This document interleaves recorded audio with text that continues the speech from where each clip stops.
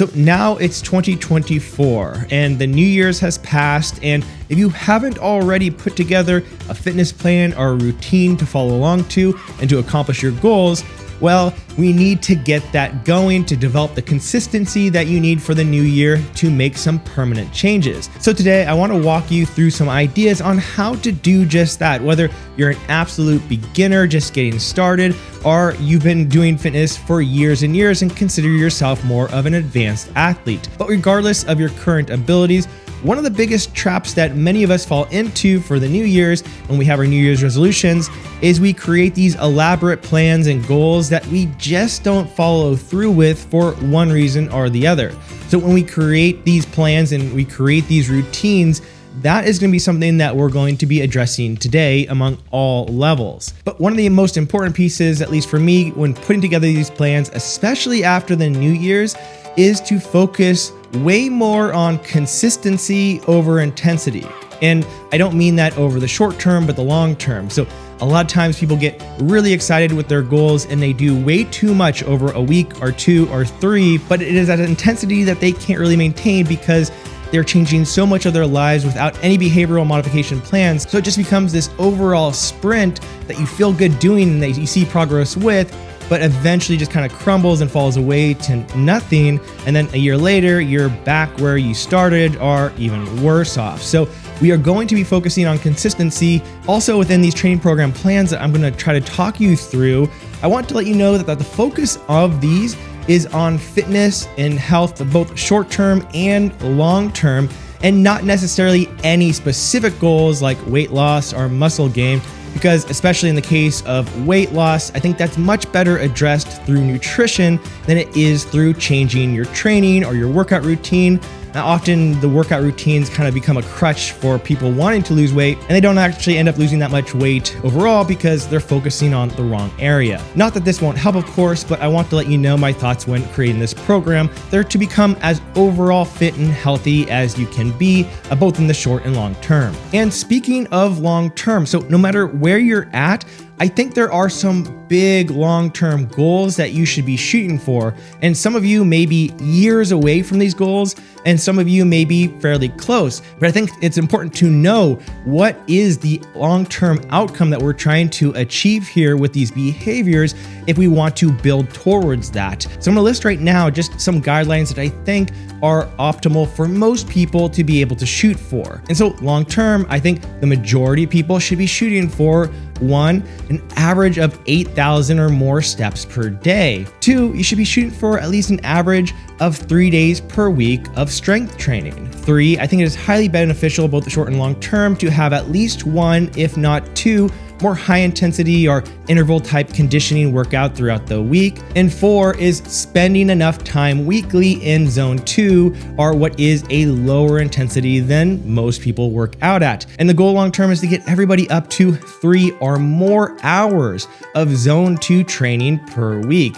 And I know all of that together may sound extremely intimidating, but again, that is the long-term plan, which many of us are just frankly very far away from. So that said, let's start on level 1. If you're just an absolute beginner or somebody who just hasn't been that active at all over the past year or more, and you're just trying to get back into shape, well, I think instead of focusing on workouts and all these other things, the most important thing that I would focus on is daily walking steps and trying to build towards that average 8,000 steps per day. Because as beneficial as working out and strength workouts and all these other things are, the research has been pretty clear to show that the benefits from all of those things don't really show up unless you're also fairly active, meaning that you're moving kind of throughout the day at least a little bit, which is why I think 8,000 steps is a really good goal.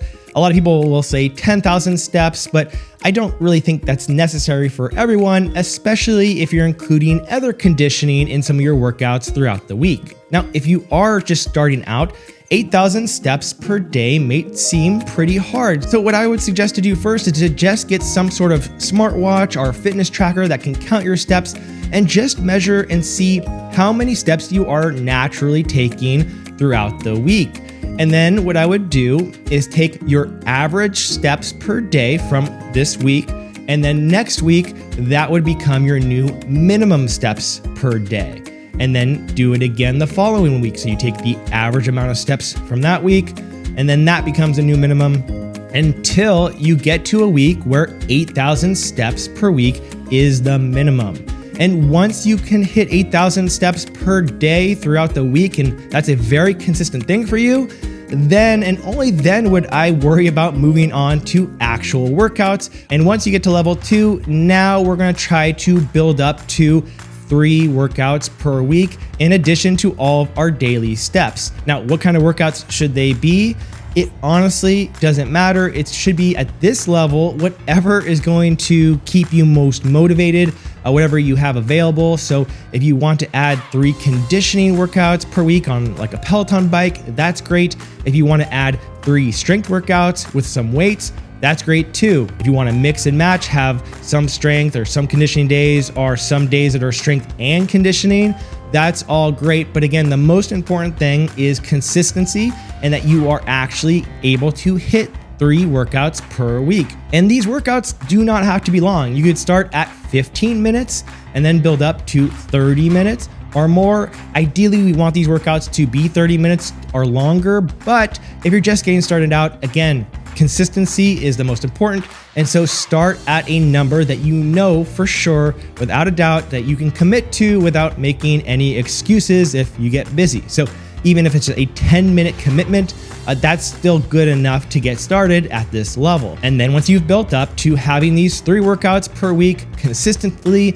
and they're all over 30 minutes long, then we can move on to the next level, level 3. And in level 3, we're gonna be working to build your workout volume to 5 workouts per week in addition to your daily steps. And that's where a lot of people actually fall off. A lot of people add more and more workouts, but they aren't that active throughout the day, and so they don't see the benefit of doing all these workouts. So you do need to stay active and continue your daily activity. Now, with 5 workouts per week, I do suggest having both strength and conditioning workouts. And I would suggest having at least 2 of each. So you could have 2 strength workouts and 3 conditioning workouts. Again, they could be whatever you want, whatever sounds fun, whatever keeps you motivated, and whatever you enjoy. But I would make a suggestion that if you are doing 3 conditioning workouts per week at this level, that one of them be at a fairly low intensity or zone 2 intensity, which is basically you're breathing, you're sweating, but you're not out of breath. It doesn't really fatigue you that much. And that's going to be beneficial for a lot of reasons upon building your fitness for long-term health and long-term fitness overall. And so that is something I would very strongly suggest you do if you're doing 3 conditioning workouts per week. At least make one of those that zone 2 or lower intensity workout. And even at this point, that zone 2 workout could also be a bit longer. So if you want to extend that workout past 60 minutes, that's great. Because again, we are going to be focusing on building your weekly zone 2 or lower intensity workout volume to over 3 hours. Now, once you've been consistent for a pretty long time of 5 workouts per week, all of them 30 minutes or longer, then you could consider moving on to the next level, level 4. And in level 4, we're going to be focusing on adding a 6th workout per week. And you can split them up kind of however you want, but I think for most people, you should be shooting for 3 strength workouts and 3 conditioning workouts. However, if you don't want to do that much strength and want to just have 2 strength workouts and 4 conditioning workouts, that is great. But also remember, we do want to make sure that we're not really doing more than 1 or 2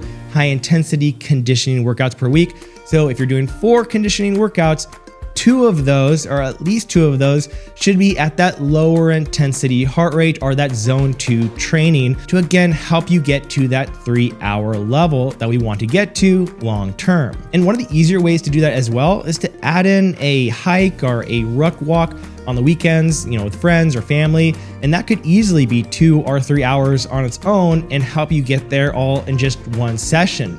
And yes, the benefits of just combining them into one session versus spreading them out, there's not going to be a huge difference between which way you do that. So whichever way you get it in is more than okay. And level 4 is where most people should be okay at, especially if you're busy. I think most people can get to that level 4 and still be able to squeeze in that 3 hours of zone 2, maybe on the weekend. But if you want to go further than that, to level 5, maybe because you want to maximize your health and fitness, both short and long term, then we can consider starting to add on even more training. And at this point, you may want to build up to like 6 or 11 sessions per week. That means you'll probably have to be working out twice per day, at least several times a week. And this is actually the workout schedule that I have for myself and is something that I quite enjoy. And I'll talk to you about kind of how I sort that out and how I build that up. So for example, for me, early in the morning, Monday through Friday for me is when I do my conditioning.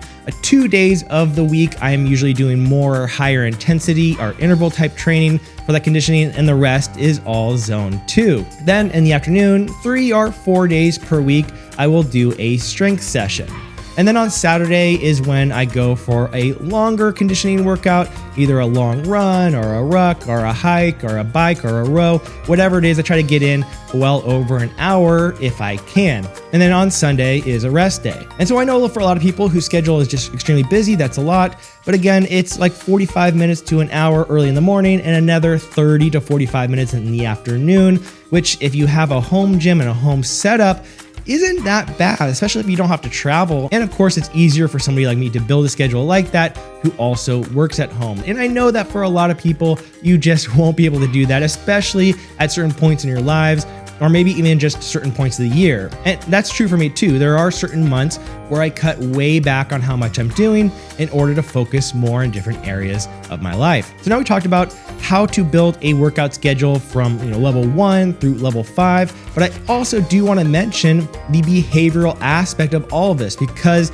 we want to focus on that consistency and doing these same things every single week the same way, so they become part of a routine that we honestly don't have to think or worry about in the future. And again, this is why I do suggest that you commit to a smaller amount than you know you can do. So maybe a 10-minute workout, or maybe you're shooting for 4,000 steps a day in the beginning, but you want to be able to absolutely hit that goal no matter what happens, because you want to build consistency and routine. And then of course you can build upon it from there. But if you go the opposite and shoot too high, I think that's when a lot of people really do well for maybe a week or two, or maybe even a month or two, but then kind of fall off because life happens. I also want to make sure that it's very clear that when I talk about level 1 through level 5, that this is a long-term process. So if you're starting out by just walking, know that it should be years until you get to that level 4 or level 5. It doesn't have to be super quick.